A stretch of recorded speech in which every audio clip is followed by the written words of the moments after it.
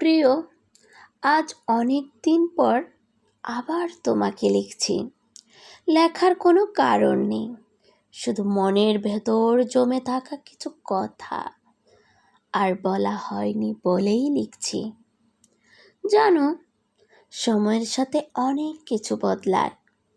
হতে পারে সেটা মানুষ, সম্পর্ক কিংবা দূরত্ব, কিন্তু সব কিছু বদলালেও একটা কথা যে আজও বদলায়নি, আমি আজও তোমাকে ভালোবাসি। কিন্তু এই ভালোবাসা যে পাওয়ার জন্য না, অভিমান দেখানোর জন্য না, শুধু নীরবে মনে রাখার জন্য।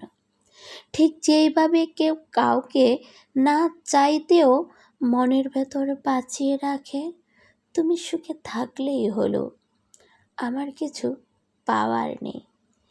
এই চিঠিটা কখনোই পাঠানো হবে না, তবুও লিখে রাখলাম, আমি আজও তোমায় ভালোবাসি। ইতি তোমারই কেউ, পৃষ্ঠা নং 109। এই তো জীবন, চলছে, চলবেই।